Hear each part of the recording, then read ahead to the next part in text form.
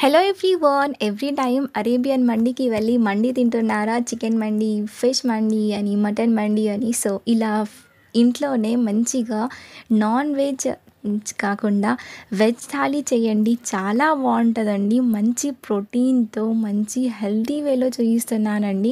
So, enjoy చేయొచ్చు.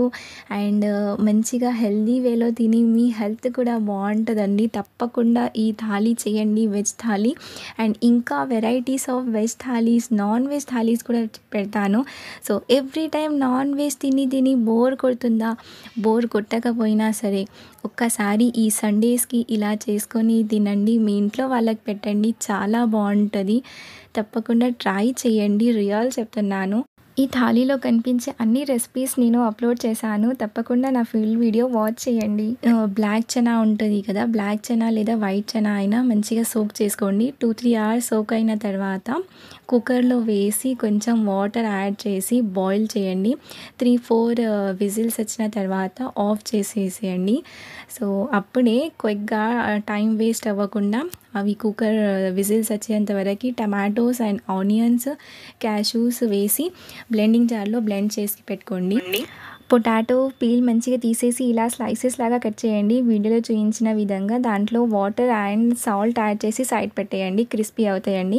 So, ఇప్పుడు stove on చేసి ఏదైనా బాండీ లేదా కుక్కర్‌లో అయినా ఆయిల్ అండ్ కొంచెం జీరా and curry leaves, ginger garlic paste, green chillies వేసి మంచిగా ఫ్రై చేసుకోండి. ఫ్రై చేసుకున్న తర్వాత ఇంతకుముందు పేస్ట్ చేసుకున్నాం కదా! Cashew nuts and tomato and onion paste అది యాడ్ చేసేసి మంచిగా కుక్ అవ్వనివ్వండి. ఆనియన్ స్మెల్ పచ్చి వాసన వెళ్ళేంత వరకి. So, turmeric powder, red chilli powder, ధనియా పౌడర్ అండ్ సాల్ట్ వేసి ఆయిల్ సెపరేట్ అయిన తర్వాత ఇవన్నీ వేసి మంచిగా మిక్స్ చేసుకోండి. అండ్ తర్వాత బాయిల్ చేసుకున్న చనా ఉంది కదా! అది కూడా యాడ్ చేసి మంచిగా కొంచెం ఒక 2 మినిట్స్ కుక్ చేసి తర్వాత వాటర్ యాడ్ చేసి చాప్ చేసుకున్న కొరియాండర్ లీవ్స్ కూడా యాడ్ చేయండి. కొత్తిమీర వేస్తే ఇంకా మంచిగా టేస్ట్ ఎన్హాన్స్ అవుతుంది. 10 మినిట్స్ లిడ్ పెట్టేసి మంచిగా కుక్ చేయండి. తర్వాత స్టవ్ ఆఫ్ చేసేయడమే. 1 రెసిపీ కంప్లీట్ అయిందండి. ఇంకొక రెసిపీ వెజ్ రైస్ అండి. వెజ్ రైస్ కోసం వెజ్ ఫస్ట్ కుక్ చేసుకోవాలి. సో, దానికి ఇంకొక బాండీ తీసుకొని అందులో ఆయిల్ హీట్ అయిన తర్వాత అన్ని వెజీస్ అన్నీ వేస్తున్నాను. Tomatoes, carrots and potatoes, curry leaves, green chillies and బఠానీలు ఉంటాయి కదా! అది, ginger garlic paste, salt, turmeric, red chilli powder, ధనియా పౌడర్ అన్నీ వేసేసి మంచిగా మిక్స్ చేసుకోవాలి ఆయిల్లోనే. వాటర్ అస్సలు వేయొద్దండి. ఫస్ట్ ఆయిల్‌లో ఎంత మంచిగా ఫ్రై చేసుకుంటే అంత బావుంటదండి. అండ్ అన్నీ క్రిస్పీగా మంచిగా అవుతాయి. కొంచెం కొరియాండర్ లీవ్స్ కూడా వేయండి. కొత్తిమీర వేసి మంచిగా మిక్స్ చేసుకోండి. ఇలాగా కొంచెం వాటర్ యాడ్ చేయండి. లిటిల్ బిట్ వాటర్ యాడ్ చేసి ఫస్ట్ మంచిగా ఫ్రై చేసుకోవాలి.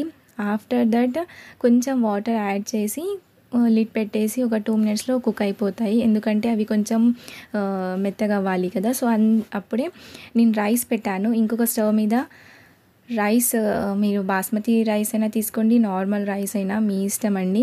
ఆప్షనల్ అండి ఇది. సో, రైస్ మంచిగా ఇలా నానిన తర్వాతనే అందులో స్టవ్ మీద పెట్టండి. వాటర్ అన్నీ సాల్ట్ అండ్ బిర్యానీకి ఎలా అయితే రైస్ ప్రిపేర్ చేసుకుంటాం అలానే చేయాలండి.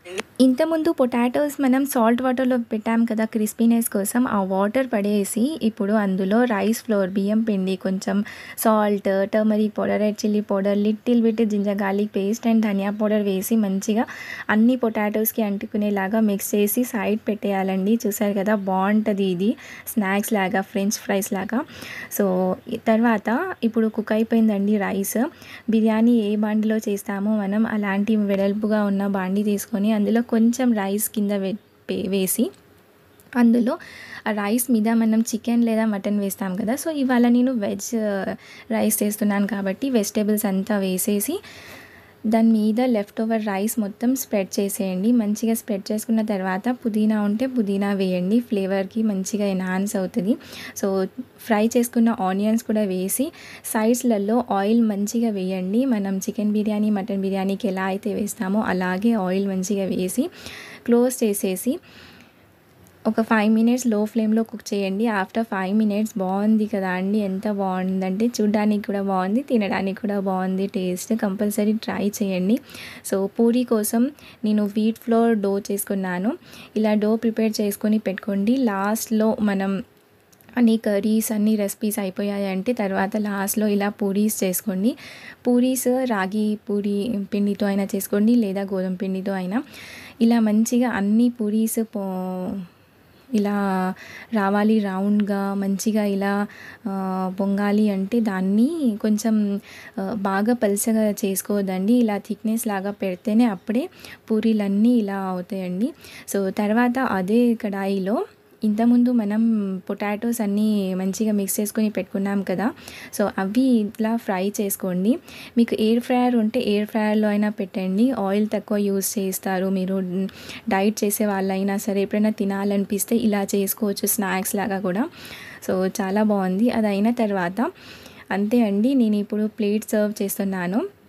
ఇలా థాలీలాగా అనిపించడానికి ఒక పెద్ద ప్లేట్ తీసుకొని ఇంట్లో ఏదైనా స్టీల్ ప్లేట్ ఉన్నా సరే అండి, అందులో కొంచెం రైస్ ఇట్లా పూరీస్, చనా కర్రీ పూరీతో తినండి. ఇట్లా స్నాక్స్ లాగా కొంచెం బావుండాలి, క్రిస్పీగా ఏదైనా క్రంచీగా ఉండాలని నేను ఆలూస్ ఫ్రై చేశాను, పొటాటోస్ అండ్ సలాడ్ అండి, క్యారెట్, బీట్రూట్ అండ్ కుకుంబర్ ఉంటే. ఈ స్వీట్ రెసిపీ నేను ఇప్పుడే అప్లోడ్ చేయలేదండి. లాస్ట్‌లో నేను క్లిప్ యాడ్ చేస్తాను. వీడియో నా ఛానల్‌లో కూడా ఉంది.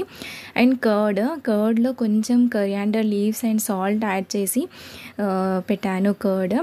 అది వెజ్ రైస్‌తో తినొచ్చండి లేదా నార్మల్‌గా తర్వాత తినండి. చాలా బావుంటదండి.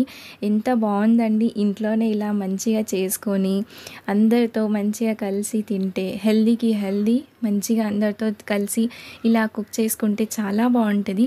నేను ఒక్కదాన్నే చేశానండి. క్విక్‌గా అయిపోయింది. మీరందరూ కూడా తప్పకుండా ట్రై చేయండి. నా ఛానల్‌ని సబ్స్క్రైబ్ చేసుకోండి. ఇంకా చాలా రెసిపీస్ వస్తున్నాయి.